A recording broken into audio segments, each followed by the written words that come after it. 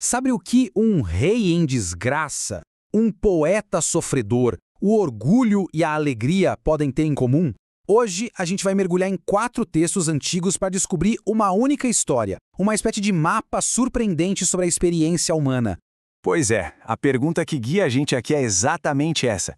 O que é que conecta um rei caído, um poeta em sofrimento, um coração orgulhoso e uma promessa de alegria? Parece uma combinação meio aleatória, né? Mas acredite, tem um fio condutor muito forte amarrando tudo isso. E é esse fio que a gente vai seguir. E para montar essa história, a gente vai buscar peças em 4 lugares bem diferentes. Uma narrativa lá de 2 Samuel, um provérbio cheio de sabedoria, um salmo super poético que fala de aflição e uma promessa bem profunda, lá do Evangelho de João. Cada um deles é uma pecinha do nosso quebra-cabeça. Então vamos começar pela história da grande queda de um rei. Aqui a gente vai analisar a anatomia da consequência. Aquela ideia de que uma ação leva a um resultado direto.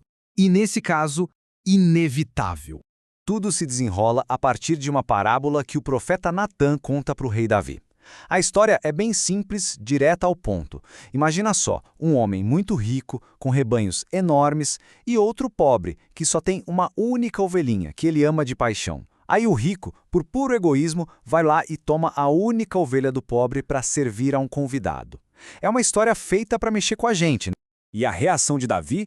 Exatamente a que o profeta esperava. Ele fica furioso. Sua justiça é imediata, severa. Ele bate o martelo. Esse homem merece morrer. E tem mais, ele tem que pagar 4 vezes o valor da ovelha por ter sido tão cruel.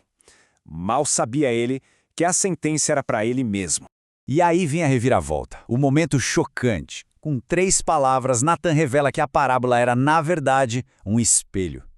Tu és esse homem. Um soco no estômago. Davi, que tomou a esposa de outro homem e armou para que ele morresse, era o rico da história. A justiça que ele mesmo decretou era para ele. Mas por que Davi chegou a esse ponto? É aqui que a história se conecta com outra peça, lá de Provérbios. A raiz da queda não foi só luxúria ou abuso de poder, foi o orgulho. A crença de que por ser rei, ele estava acima da lei. E como o versículo deixa bem claro, o orgulho sempre leva a uma correção. A conta chega.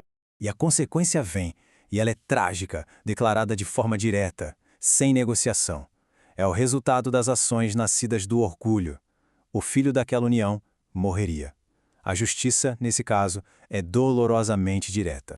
Ok, agora a narrativa dá uma virada. A gente sai dessa ideia de consequência como puro castigo e entra numa visão mais complexa, a da aflição. É aqui que o sofrimento começa a revelar um propósito mais profundo. Isso levanta uma questão fundamental, não é mesmo? A dificuldade é sempre só punição, uma consequência direta como a de Davi? Ou será que, em outras circunstâncias, ela pode ter um propósito diferente, talvez até construtivo? E aqui a gente vê uma evolução no pensamento. De um lado, a consequência como em Samuel, punitiva, direta, fez, pagou. Do outro, a aflição do Salmo 119, uma experiência que, embora dolorosa, se torna uma ferramenta de aprendizado, de ajuste de rota. As palavras do salmista aqui são de uma força incrível. Ele não diz que a aflição foi agradável, mas que foi boa para ele. Foi um catalisador para a mudança, uma força que o tirou de um desvio e o trouxe de volta para o caminho. O sofrimento se tornou seu professor. E isso nos leva à peça final do nosso quebra-cabeça, uma que oferece uma perspectiva de futuro. Vamos ver como a tristeza pode se transformar em alegria através da promessa de que existe um caminho a seguir.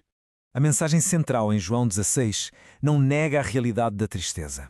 Pelo contrário, faz uma promessa radical. Esse sofrimento não é o fim da história. É um estado temporário que, no final das contas, vai ser transformado em alegria. E como essa transformação acontece? Através da promessa do Paráclito. A palavra grega parakletos é muito rica. Não se trata de alguém que remove o problema, mas sim de um advogado, um ajudador, um consolador, alguém que caminha junto no meio da dificuldade, oferecendo orientação e apoio.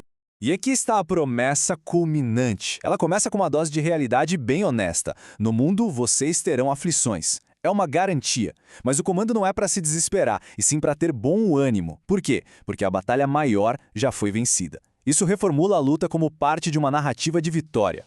Então vamos juntar todas as peças. Ao montar a narrativa completa, o que a gente vê É como esses 4 textos criam um projeto, um verdadeiro mapa para se entender a jornada humana através da dificuldade.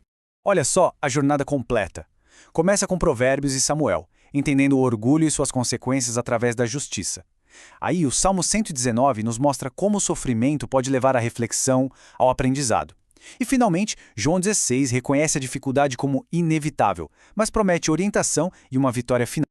O que a gente testemunhou foi uma jornada. Partimos da crise muito específica e pessoal de um rei e chegamos a um princípio universal e esperançoso para navegar por todos os desafios da vida. É um arco de compreensão notável.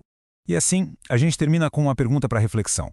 Se a dificuldade, seja como consequência, como professora ou como uma prova inevitável, pode de fato ter um propósito, como isso pode mudar a maneira como ela é enfrentada? No fundo, isso reformula a própria natureza do desafio.